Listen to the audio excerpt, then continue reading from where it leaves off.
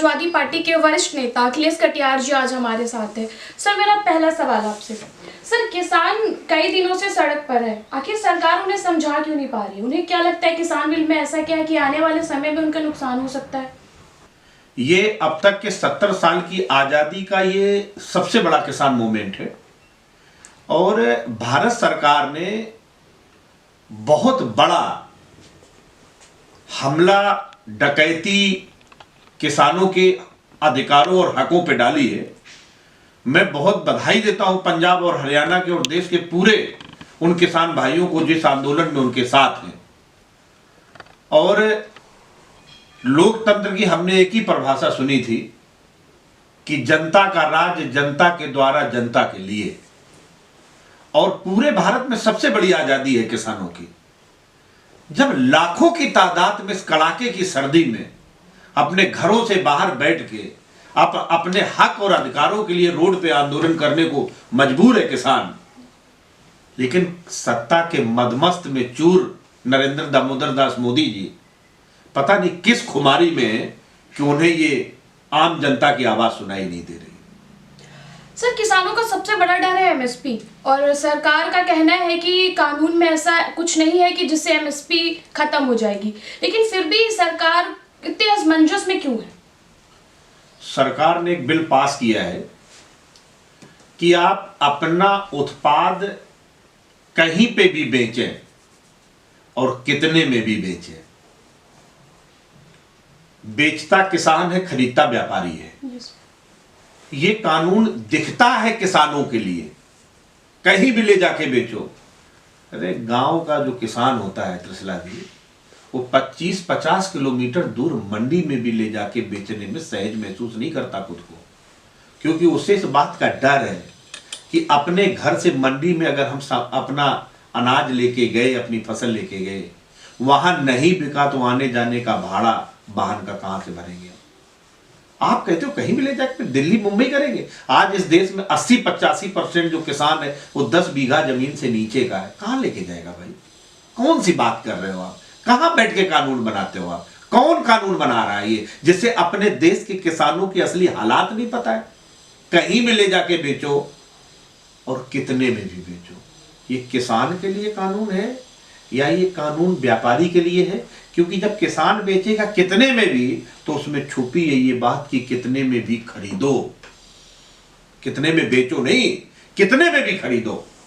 और जब मिनिमम समर्थन मूल्य एमएसपी मिनिमम सपोर्ट प्राइस का कानून है, 1850 रुपए का धान का है, 1200 रुपए में बिक रही है।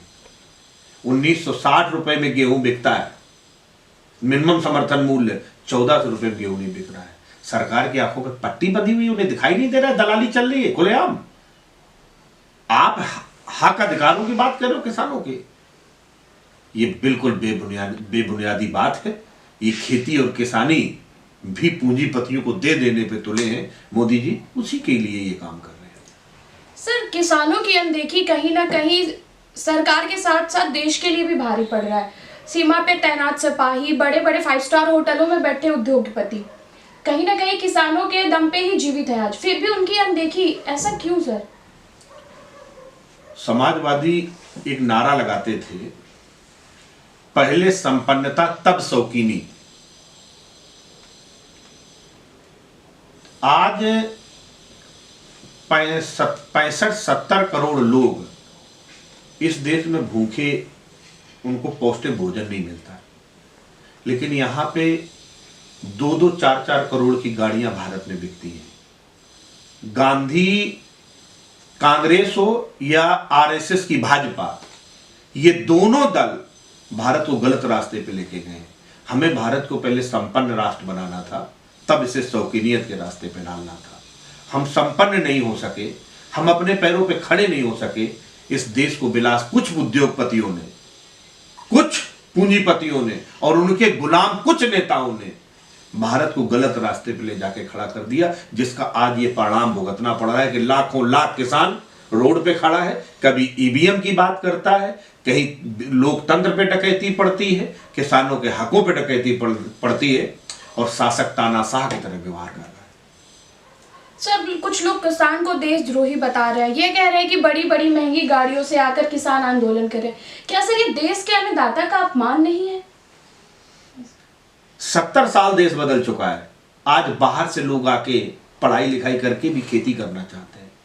हम दुनिया की बराबरी करने की बात करते हैं। आप फ्रांस, जर्मनी, रूस, चीन, आप जिससे तुलना करते हो, आप जाके देखो ना वहां किसानों की स्थिति कैसी, किसान कैसे संपन्न हुआ है, कैसे किसानों के घरों में भी बड़ी बड़ी गाड़ियां। यूरोप की आप बात करते हो, हर मामले में आप तुलना करते हो कि भारत को अमेरिका जैसा होना चाहिए, फ्रांस जैसा होना चाहिए, जापान जाना, टोक्यो जैसा होना चाहिए, बनारस को टोक्यो जैसा होना चाहिए। लेकिन किसान तुमको भूखा ही चाहिए, उसके बच्चे चपरासी ही बने, ज्यादा से ज्यादा सेना में सिपाही बन जाए।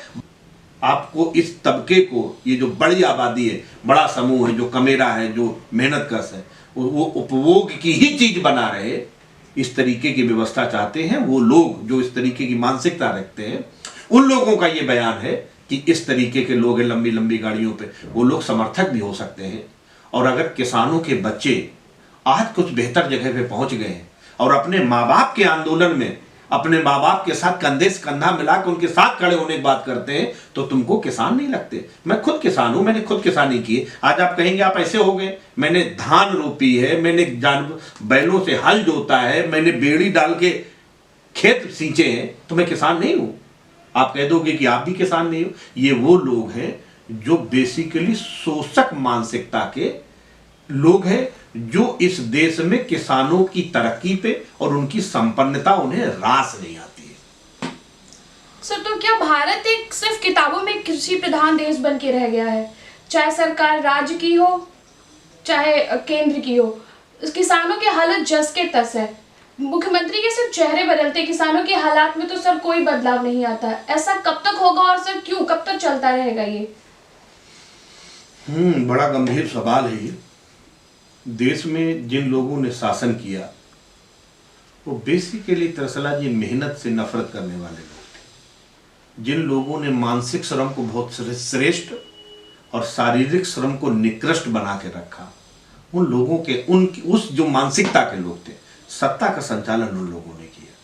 इस वजह से आज किसान का बेटा किसान उत्पादन करता है, मजदूर निर्माण करता है।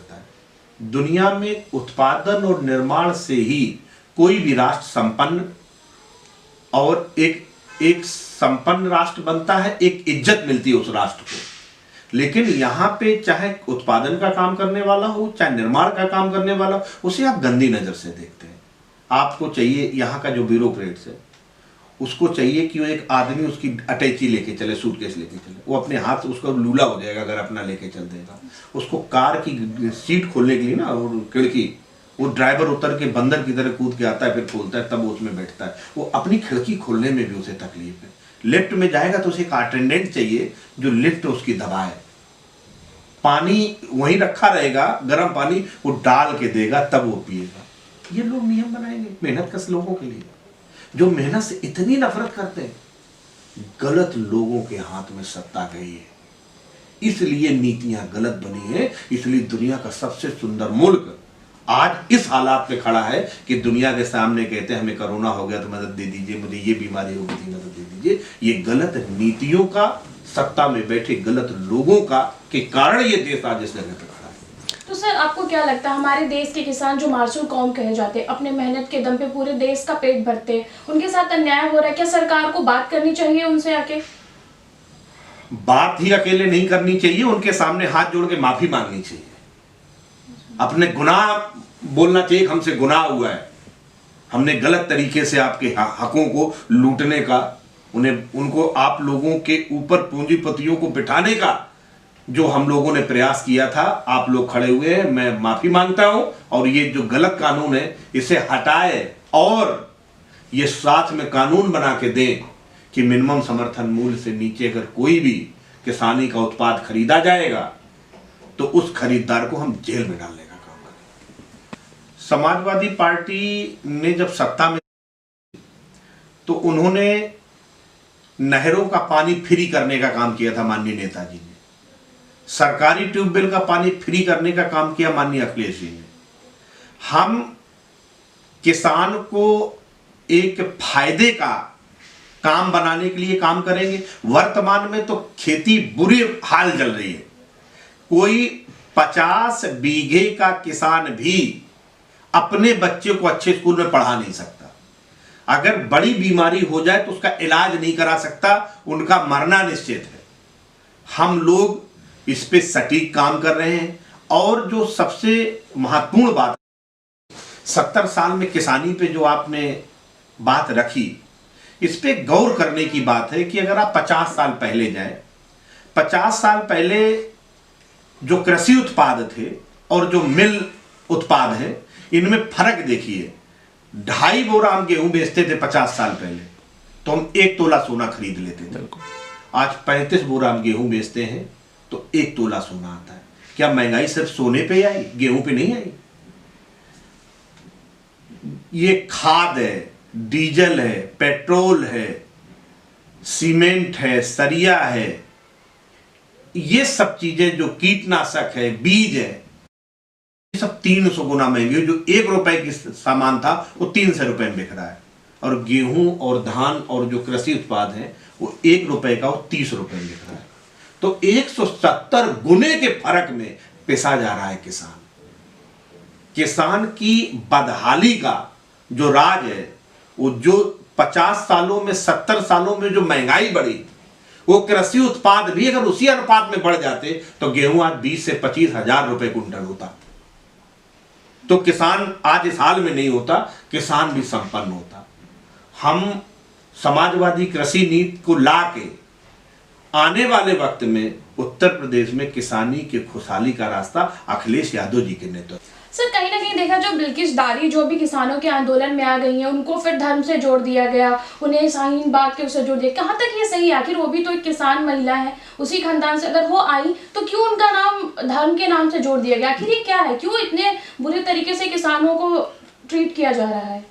धर्म की आड़ में बेरोजगारी छुप जाती है, धर्म की आड़ में भ्रष्टाचार छुप जाता है, धर्म की आड़ में गुनाह छुप जाते हैं। धर्म का चादर उतरेगी तो ये बदहाली साफ दिखेगी, बेरोजगारी दिखेगी, महंगाई दिखेगी, समाज और घर में व्याप्त हाहाकार दिखेगा। उस पर ढांकने के लिए धर्म की चादर चाहिए। ये धर्म की चादर हट जाएगी तो इस बुरे हाल जो समाज है, जो नौजवान बेरोजगार घूम रहा है, उसके घर में ना उसका सम्मान है, ना बाहर कोई वो है, खेती किसान करना नहीं चाहता। ये दुख दर्द के लिए आप इस धर्म की चादर का इस्तेमाल कर रहे हैं। ये गलत मानसिकता के लोग हैं। Thank you sir.